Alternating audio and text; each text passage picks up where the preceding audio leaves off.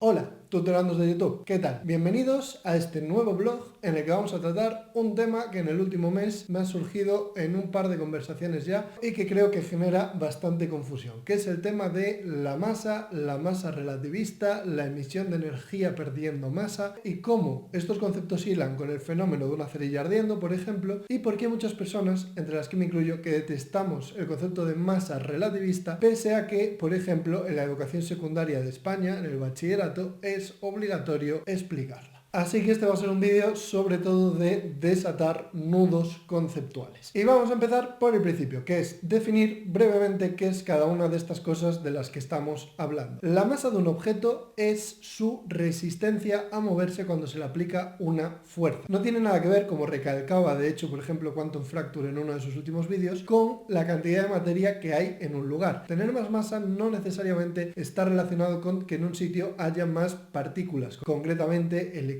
protones o neutrones. Puedes tener esa misma cantidad de partículas y que la masa sea distinta. Y aquí es donde empiezan todas las complicaciones. Por ejemplo, cuando una partícula se mueve, si analizamos cuánto cuesta acelerarla, parece que su masa es mayor porque pone más resistencia a cambiar su estado de movimiento. Y a esto se le suele llamar la masa relativista, como parece que la masa de un objeto aumenta con su velocidad. Entonces, en este contexto se suele decir que los objetos tienen dos tipos de masa. La masa que tienen cuando están en reposo, que es lo que la mayoría de la gente interpretamos como masa, y la masa relativista, que es la masa que tienen cuando han adquirido una cierta velocidad. A esa masa extra que aparece con la velocidad la podríamos llamar masa cinética. Es una masa que está relacionada con la energía cinética que adquiere el objeto cuando se mueve. Mayor energía cinética, mayor masa, a través de la conexión que hay entre energía y masa de Einstein, la famosa E igual a mc cuadrado. Por tanto, insisto, hay dos tipos de masa, la de reposo más la que viene con la energía cinética. Para un rayo de luz, por ejemplo, que no tiene masa en reposo pero sí tiene energía cinética, podemos asignar, por tanto, una masa relativista que sería dividir la energía cinética de ese rayo de luz entre la velocidad de la luz al cuadrado. Si dividimos esa energía cinética entre c cuadrado, obtenemos una masa que sería la masa que le podemos asignar a la luz. Y esto tiene varias ventajas, porque hay muchas reacciones en las que la masa parece no conservarse si no tenemos en cuenta la masa que está en la energía cinética o en otros tipos de energía, valga el caso. Entonces, podemos tomar un ejemplo muy sencillo.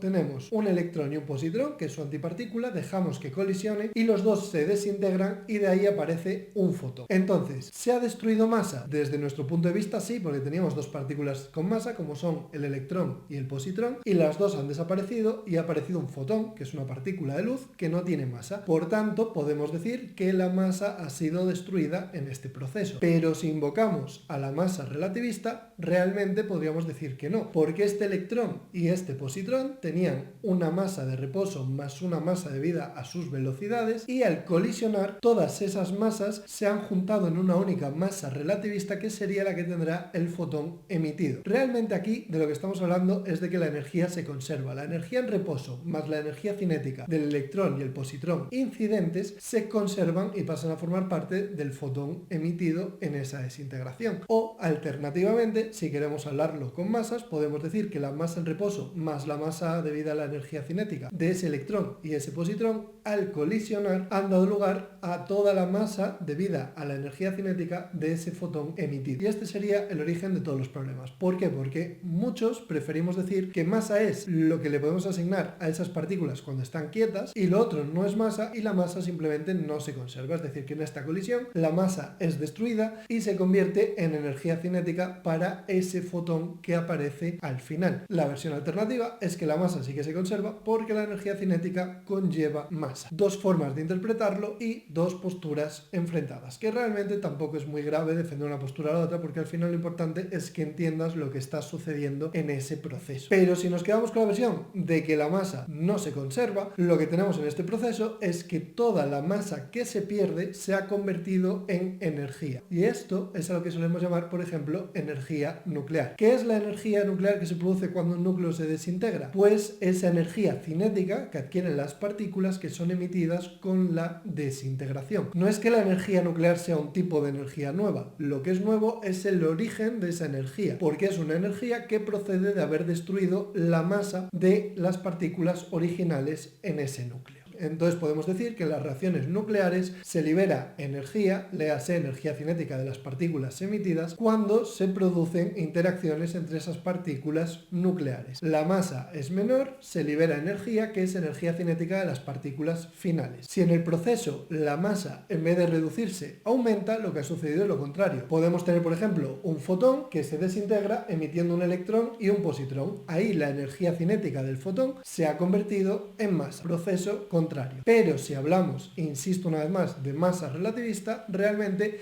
la masa relativista que tenía ese fotón se ha convertido en la masa en reposo de esos electrón y positrón más sus masas debidas a sus energías cinéticas. Entonces, ventajas de negarse a hablar de masa relativista y de decir que la masa crece con la velocidad. Pues que la masa no depende del observador. Si te doy la masa de un electrón, simplemente asumimos que es la que tiene en reposo y no te tengo que especificar a qué velocidad medí ese electrón cuando además medí su masa. Esa es una gran ventaja, que la masa no dependa de los observadores. Inconvenientes, pues por ejemplo, si nos vamos a un protón, el protón realmente está hecho de 3 quarks, 2 quarks up y un quark down. Y entre todos esos quarks hay un montón de otras partículas que son los gluones. Realmente la cosa es un poquillo más complicada, pero esto nos sirve como esquema inicial. Entonces, ¿qué es exactamente la masa del protón? Pues sería la masa de los 3 quarks que tiene en su interior, más la que aportan todos esos gluones que hay en su interior. Pero los gluones no tienen masa, lo que tienen es mucha energía cinética. Entonces lo que tienen es mucha masa debida a esa energía cinética. Por tanto, si queremos decir que todos esos gluones realmente tienen masa cero y nos cargamos el concepto de masa relativista, la masa del protón realmente tendría que ser menor, porque sus componentes quietos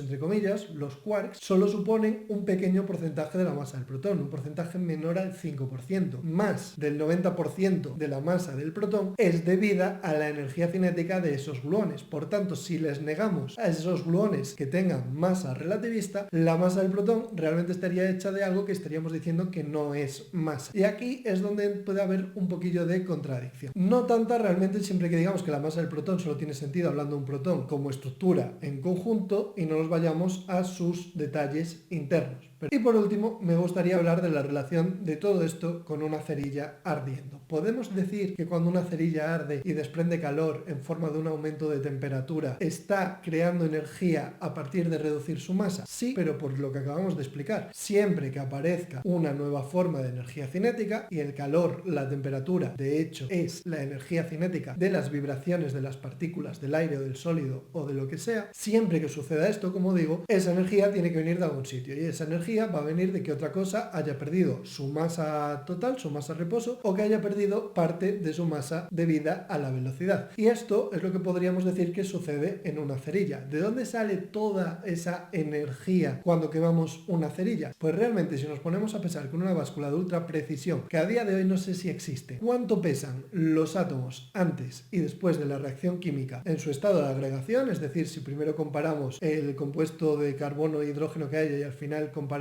pues el agua y el dióxido de carbono, la masa de esas moléculas va a ser menor al final que al principio, la masa cuando están quietas. ¿Por qué? Porque al cambiar la forma que tienen de interactuar los átomos en esa reacción química, hay más o menos energía potencial de tipo electrostático y eso implica más o menos masa. Si se ha liberado energía al exterior, las moléculas en su estado final tendrán menos masa que al principio. Ahora bien, ¿podemos detectar esto? Pues realmente no, porque estas reacciones químicas suelen involucrar energías de unos 10 elevado a menos 19 julios, que utilizando la ecuación de Einstein se traducen en masas de unas 10 elevado a menos 35 kilos, que no somos capaces de medir. Sin embargo, en una reacción nuclear, las energías de las que hablamos son más bien del tipo de 10 elevado a menos 13 julios, que traducidas a kilogramos son 10 elevado a menos 29, que ya es más que la masa de un electrón, que son 9 por 10 elevado a menos 31 kilos. Por tanto, en una reacción nuclear sí que somos capaces de percibir esa pérdida de masa y cómo se está traduciendo en energía, pero en una reacción química habitual no, porque las energías no conllevan cambios muy grandes en la masa. Y por eso hay que tener cuidado cuando hablamos de que en una reacción química la masa se ve alterada, porque realmente son cambios tan pequeños que nos los creemos teóricamente, pero a día de hoy tengo dudas de que se haya medido. Y esto sería lo que yo quería aportar al debate. Por último, antes de despedirme en este vídeo, quería hacer un anuncio que de hecho por incluirlo no sé si acabaré publicando este vídeo más tarde de lo previsto o no. Y es que en la web de Amautas, que os voy a dejar por aquí abajo en la descripción, va a comenzar a emitirse esta semana, no sé si mañana, pasado, cuando sea, capítulo a capítulo, un curso que han grabado conmigo llamado Introducción a la Física. Un curso en el que hablaremos de cómo piensa un físico, qué características y qué habilidades tiene que desarrollar un físico y qué tipo de cosas se ven en la carrera y cómo se ven. Únicamente en la carrera, me refiero a los 4 años de titulación que a día de hoy en Europa serían un grado. No me meto en cosas de máster como puede ser la relatividad general, la teoría de cuerdas y cosas de estas, sino simplemente la carrera de física, el estándar, lo que tiene todo titulado en física, lo que todos han estudiado. Y si os interesa, pues bueno, que lo sepáis y que por ahí andaré por Amautas. Como siempre, espero que este vídeo os haya gustado, que os haya sido de utilidad y nos vemos en el siguiente. Hasta luego.